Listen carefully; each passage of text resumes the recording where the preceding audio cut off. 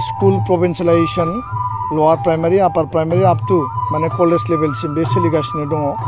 आरो थांनाय 5 तारिखाव आसाम सरकारा एपइन्टमेन्ट लेटार होनाय जादों आरो 8 तारिखाव बिटिआर सरकारा आसामनि एक बायदिनो आसाम सरकारनि सिङाव जिखिनि जादों बेखौ बिटिआरनि सिंनिखौ राननो थाखाय बिबान हरनाय बायदि बिथांमोना बेखौ मावफुंबाय। दा बे बेलायाव आङो दुलाराय बर' फरायसा आफादनिफ्राय मोनसे बाथ्राखौ स्पष्टयै जोंनि रायजो राजाजों लोगोसे फोरोंगिरि मानगोनां बिथांमोननिसिम स्पष्टयै बुंनो नागिरो जे आथिखालाव नैबे 5 तारिख आरो 8 तारिखाव जि एपइन्टमेन्ट लेटार डिस्ट्रिबिउसन खालामबाय बेखौ लानानै जोंनि फोरोंगिरिफोरनि गेजेराव मोनसे थासारि सृष्टि जानायखौ जों नुदों आरो बिथांमोना बिटिआरनि मानगोनां चिफ आरो गुबुन गुबुन जोंनि सरकारनि दैदेनगिरिजों लोगोसे दुलाराय बर' फरायसा आफादनि जोंनि दखरा जिल्ला आरो मिरु मावख'आव जोंखौ लोगो हमफैनाय आरो बिनि सायाव मा जागोन बा बिथांमोना मा जास्टिफाइड मोनगोन बेखौ लानानै माखासे सोंलु बिथांमोना सोंदों आरो बिथांमोना बिनि सलुसन नागिरदों। दा बे बेलायाव दुलाराय बर' फरायसा आफादनिफ्राय बिथांमोना जिखिनि फ्रास्ट्रेसनाव बा नार्भासाव दिनै गोलैनानै दङ आरो बिथांमोननि जि इनस्टिटिउसन थांनाय 20 बोसोर 25 बोसोर सोरबा 30 बोसोर आरो गोबाङानो रिटायार्ड जाबाय गोबाङानो रुंसारिबो जालांबाय बिथांमोना गोलाव सार्भिस मावनायनि उनाव सरकारि भाबै जिखिनि मर्यादा मोननांगौ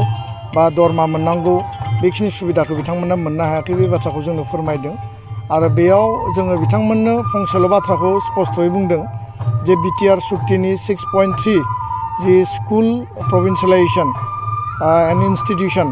बे बाथ्राया लिरनाय दंमोन बिटिआरनि सिङाव बर' मिडियाम एसामिस मिडियाम बा आदार मिडियाम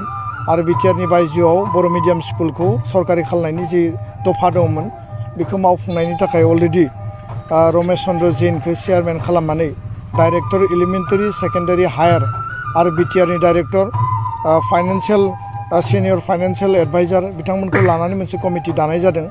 दा बेखायनो नैबे प्रसेसा जोबनायनि उनाव जोङो दाख्लैबावै 12 तारिखाव नैबे कमिटिजों आरसिजेननि जि प्रभिन्सियेलाइजेसन अफ सार्भिसेस 6.3 दफा मावफुंनायनि जि कमिटि आरो दुलाराय बर' फरायसा आफादनि गेजेराव मोनसे मिटिं जानानै थाङो आरो बे मेलाव जोङो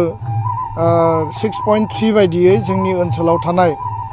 LP ME high school senior secondary junior college गासैखौबो लानानै आसाम नाङै माबायदि प्रक्रियाजों बा माबायदि पलिसिनि गेजेरजों बे इन्स्टिटिउसनफोरखौ सरकारि खालामनो हायो बिनि थाखाय जोङो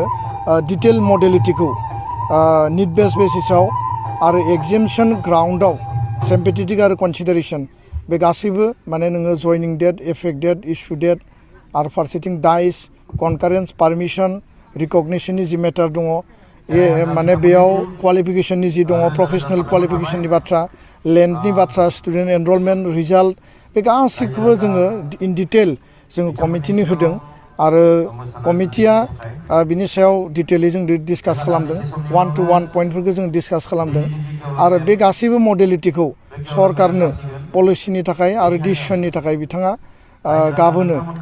बिथांमोना दैथायहरगोन आरो बिनि उनाव सरकारि भाबै जिखिनि पलिटिकेल आरो एडमिनिस्ट्रेटिभ जि माने एप्रुभेल बा डिसिसन नांगौ सरकारा बेखौ फाथायहरगोन होननानै कमिटिनि चेयारमेना जोंनो खोन्थादों आरो बे सानखालिनो मोनाबिलियाव आसामनि एजुकेसन आरो finance minister doctor Himanta Biswa Sharma बिथांखौ लोगो मोन्दों आरो बिथांखौ जोङो स्पेसियेलि आपिल खालामदों जे बिफर एसेम्बलि इलेक्सन 6.3 जि एमअएस आदार जिखिनि दफाफोर मथा मथि आधा मावफुंनाय जाबाय आधाया दाबो सोलिगासिनो दङ जेरै बाउन्डारि कमिसननि बाथ्रा इनक्लुजननि बाथ्रा आरो नैबे स्कुल प्रभिन्सियेलाइजेसन मेटार बेखौ बिफर इलेक्सन मावफुंनानै होनांगौ होननानै जोङो 6.3 खौ स्पेसियेलि जोङो रिकुवेस्ट खालामदों आरो बे आपिल खालामनाय बायदि बिथाङा